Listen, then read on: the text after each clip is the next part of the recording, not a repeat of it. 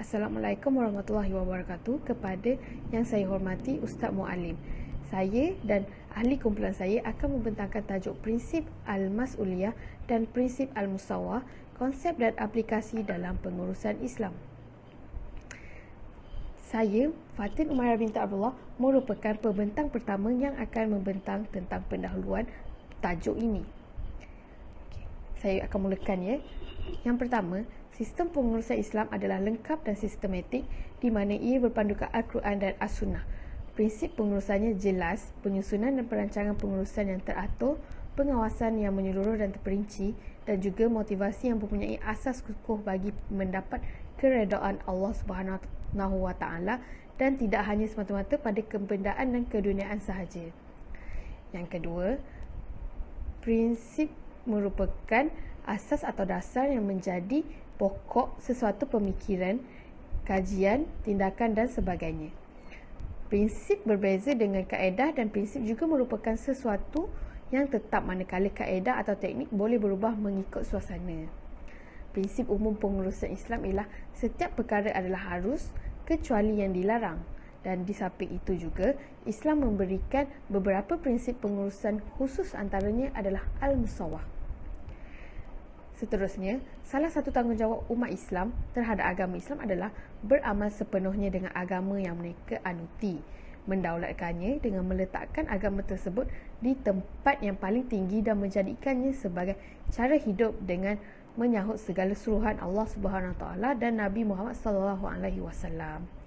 Sesuai dengan panggilan terhadap mereka sebagai seorang muslim yang membawa masuk orang yang menyerah diri kepada Allah, sewajarnya tidak akan ada ruang baginya membelakangi Islam apatah lagi dengan mengamalkan cara hidup asing yang tiada kena-mengena dengan mereka.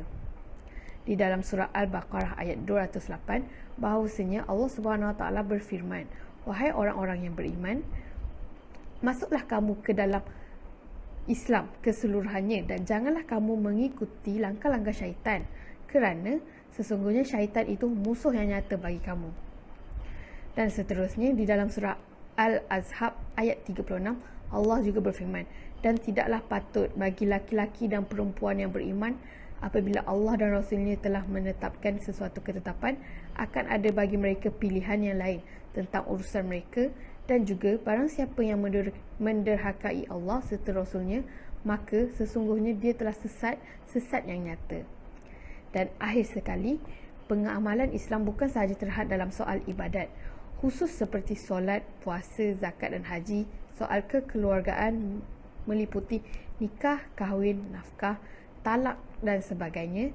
Ia juga telah meliputi seluruh aspek kehidupan, baik soal hubungan dengan Allah, hubungan sesama manusia, hubungan dengan alam dan haiwan, urusan dunia dan akhirat, kegiatan zahir dan batin, soal politik, ekonomi, sosial, pembangunan, keselamatan, pendidikan, hubungan antarabangsa, urusan fardu iaitu peribadi atau jama'i, masyarakat dan lain-lain. Dalam soal kerja atau profesion, Islam telah mengatur pelbagai perkara yang berkaitan seperti soal konsep, kaedah dan matlamat, termasuk juga soal prinsip.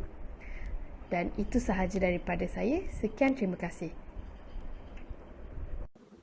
Assalamualaikum warahmatullahi wabarakatuh. Saya Aina Najwa binti Nur Azmi. Hari ini saya akan menerangkan apa itu prinsip mas'uliyah. Baiklah, prinsip mas'uliyah adalah prinsip yang berkaitan dengan pekerjaan di mana setiap individu muslim perlu mengetahui serta mengamalkannya di dalam pekerjaan. Prinsip ini berkaitan dengan tanggungjawab dan juga amanah yang perlu dipatuhi oleh setiap individu muslim. Prinsip ini mengingatkan para muslim bahawa setiap pekerjaan yang kita lakukan di muka bumi ini akan dipersoalkan di akhirat kelak oleh Allah Subhanahu Wa Taala. Jadinya asas pegangan para muslim adalah Al-Quran dan juga As-Sunnah. Allah Subhanahu Wa Taala juga telah menganugerahkan kepada kita akal dan juga fikiran untuk kita mengimarahkan lagi muka bumi ini dengan perkara-perkara yang baik. Baiklah, slide seterusnya tentang hadis riwayat Imam Muslim. Hadis ini menjelaskan dua perkara. Yang pertama, setiap orang memikul amanah dan juga tanggungjawab untuk menunaikannya kecuali yang bukan mu'alaf. Ini bermaksud setiap individu Muslim itu wajib untuk menunaikan apa yang ada di dalam prinsip mas'uliyah ini, kecuali yang bukan Islam. Yang kedua, setiap amalan sama ada kecil maupun besar perlu dipertanggungjawabkan dan akan dipersoalkan oleh Allah Subhanahu Wa Taala. Jadinya apa-apa sahaja pekerjaan sama ada bentuknya kecil ataupun besar akan dipersoalkan oleh Allah Subhanahu Wa Taala di akhirat kelak. Baiklah, slide ini tentang firman Allah Subhanahu Wa Taala dalam surah Al-Baqarah ayat 188. Allah menegaskan dan mengingatkan kita bahawa jangan sesekali mengambil harta orang lain. Sesungguhnya perkara ini adalah perkara yang batil. Jadinya untuk mengelakkan kita melakukan sedemikian, maka tuntutlah ilmu, kerana ilmu itu dapat menegah diri kita daripada melakukan perkara-perkara yang tidak baik dan juga perkara yang dimurkai oleh Allah. Assalamualaikum warahmatullahi wabarakatuh. Saya Nur Atika binti Jabri akan menerangkan tentang konsep Al-Musawah. Al-Musawah adalah bermaksud persamaan. Persamaan yang dimasukkan dalam konteks ini adalah persamaan daripada segi pentadbir, individu, pengurus, undang-undang dan juga peraturan untuk mendapatkan hak asasi manusia, persamaan status ataupun daripada segi status kemanusiaan. Semua manusia berasal dari keturunan yang sama dan hanya berbeza dalam amalan, tanggungjawab dan juga ketakwaan. Surah Al-Hujurat ayat 18 yang bermaksud, "Wahai umat manusia, sesungguhnya kami ciptakan kamu dari lelaki dan perempuan dan kami telah jadikan kamu berbilang bangsa dan bersuku-suku supaya kamu berkenal-kenalan. Sesungguhnya semula-mula kamu di sisi Allah adalah orang-orang yang paling bertakwa." Ayat ini bermaksud bahawa manusia sama dan tunduk pada peraturan atau undang-undang syar'i tanpa ada pengecualian.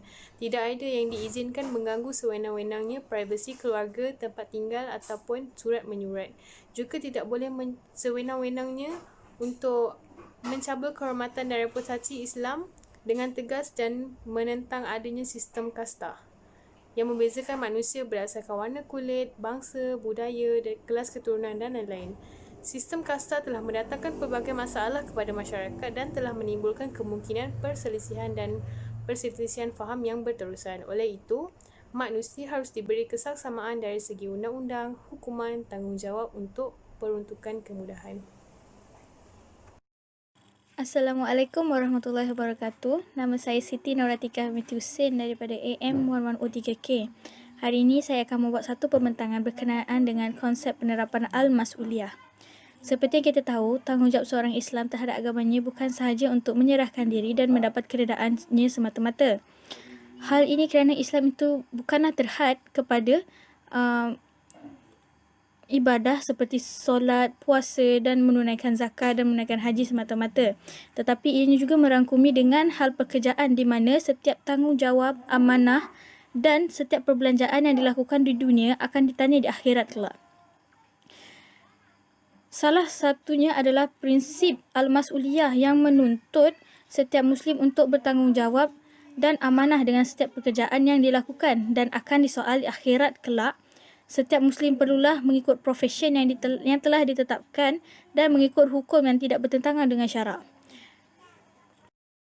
Sistem pentadbiran dan pemerintahan di Malaysia ini juga telah menggunakan sistem pengurusan Islam iaitu konsep al-mas'uliyah. Salah satu contohnya adalah Kerajaan Negeri Kelantan yang pada ketika itu adalah PAS telah menerapkan konsep al-mas'uliyah ini di dalam sistem pentadbiran dan pemerintahannya di bawah tampuk pemerintahan PAS pada ketika itu dengan menekankan dasar membangun bersama Islam dan memperkenalkan pelbagai program Islami di dalam sistem pentadbirannya. Jabatan Hal Ehwal Negeri Kelantan juga telah melancarkan tonggak utama mereka iaitu Pelan Transformasi Ummah yang mempunyai talian rapat dengan konsep al-mas'uliyah ini iaitu aminan ataupun amanah yang merupakan unsur paling penting dalam perkhidmatan yang berintegriti dan bersih daripada rasuah. Al-Ahzab ayat 72, sesungguhnya kami telah kemukakan tanggungjawab amanah kami kepada langit dan bumi serta gunung ganang untuk memikulnya, maka mereka enggan memikulnya dan bimbang tidak dapat menyempurnakannya kerana tidak ada pada mereka persediaan untuk memikulnya. dan pada ketika itu manusia dengan persediaan yang ada padanya sanggup memikulnya. Ingatlah, sesungguhnya tabiat kebanyakan manusia adalah suka melakukan kezaliman dan suka pula membuat perkara-perkara yang tidak patut dikerjakan. Ayat ini menerangkan bahawa manusia sanggup untuk memikul tanggungjawab dan amanah yang besar sebagai khalifah Allah Subhanahu Wa Taala di muka bumi ini. Penerapan konsep al-mas'uliyah ini amatlah penting. Hal ini demikian kerana jika prinsip ini tidak diterapkan, terutamanya sekali di dalam sistem pentadbiran dan pemerintahan, ianya akan mendatangkan kesan yang amat buruk dan salah satunya adalah amalan rasuah yang berleluasa. Hal ini terjadi kerana pemimpin akan bersikap pentingkan diri sendiri dan mulai untuk mengabaikan tanggungjawab kerana mereka asyik dengan duniawi di mana mereka mempunyai banyak wang dan kemewahan. Seterusnya ialah ianya juga akan mengakibatkan sistem pemerintahan yang memilih bulu. Sebagai contohnya, pemilihan jawatan diberikan kepada mereka yang tidak layak kerana seseorang tersebut adalah jentera parti mereka dan tindakan undang-undang tidak akan dikenakan kepada mereka kerana jawatan yang diberikan tersebut adalah lantikan daripada politik. Kesan buruk ini bukan sahaja terhad kepada sistem pentadbiran, malah ianya juga akan memberi kesan terhadap sistem seperti sektor ekonomi dan sosial juga. Ianya boleh disifatkan sebagai satu penyakit kerana jika tidak dibendung, ianya boleh merebak. Sebagai kesimpulannya, prinsip dan konsep al-mas'uliyah ini amatlah penting untuk diterapkan bukan sahaja dalam sesuatu organisasi ataupun kerajaan, malah dalam diri sendiri juga supaya dapat melahirkan dan menzahirkan rasa tanggungjawab dan amanah di dunia untuk kebaikan di akhirat kelak. Ini kerana apa-apa jawatan, tugas dan kerja sekalipun bukanlah sesuatu yang patut dijadikan kebanggaan dan alat untuk memuaskan nafsu di dunia, kerana ianya adalah satu tanggungjawab dan amanah yang wajib ditunaikan dan dipatuhi hukumnya supaya apa yang dilakukan membawa manfaat bukan sahaja di dunia, marah di akhirat kelak. Sekian saja daripada saya. Assalamualaikum. Assalamualaikum warahmatullahi wabarakatuh. Nama saya Khalish Bari Hamlati dan bahagian saya adalah aplikasi konsep Al-Musawwah. Yang pertamanya adalah reaksi dan tanggungjawab manusia terhadap undang-undang. Setiap manusia terikat kepada peruntukan undang-undang yang sama tanpa membezakan bangsa, warna kulit maupun jantina. Undang-undang tidak boleh digubal sesuka hati mengikut kehendak golongan ataupun bangsa tertentu, kerana itu adalah diskriminasi dan Islam menentang diskriminasi. Yang keduanya adalah setiap manusia mesti bertanggungjawab terhadap hukuman, kerana manusia mestilah bertanggungjawab terhadap setiap tingkah laku mereka ataupun kesalahan yang dibuat dan menerima hukuman yang diberikan. Dan hukuman itu haruslah sama terhadap semua dan tidak boleh berbeza tanpa mengira darjat ataupun taraf. Yang ketiganya adalah penerima dan pengagih kemudahan. Contohnya seperti sekolah, kemudahan awam seperti jalan raya maupun kemudahan yang lain. Kerana jika ada golongan ataupun bangsa tertentu yang dilarang menggunakannya, itu akan mengakibatkan konflik sosial dan akan menyebabkan berlakunya rusuhan ataupun rusuhan sendirian di sekolah maupun di sosial media. Oleh itu, janganlah kita menghalang ataupun mendiskriminasi sesuatu bangsa maupun orang lain, kerana itu akan mengakibatkan perkara yang tidak baik. Jadi, marilah kita bekerjasama dan bertoleransi sesama kita, kerana itulah yang digalakkan dalam Islam. Itu sahaja daripada saya. Terima kasih. Okey, terima kasih Melati. Sekarang saya Fatih Umairah binti Abdullah akan membentangkan slide yang terakhir iaitu kesimpulan. Sebagai kesimpulannya, prinsip al-mas'uliyah merupakan salah satu konsep yang harus diterapkan dalam diri setiap individu yang ada di muka bumi ini, supaya ia tidak melanggar hukum hakam Allah Subhanahu Wa Taala. Sebagai contoh, antara faktor yang perlu diterapkan pada diri seseorang itu adalah seseorang itu perlu menepati janji dalam melaksanakan pekerjaannya dan seterusnya. Perkara ini juga harus diberikan perhatian supaya individu tersebut tidak akan terlibat dalam kegiatan rasuah maupun curi tulang ketika sedang bekerja.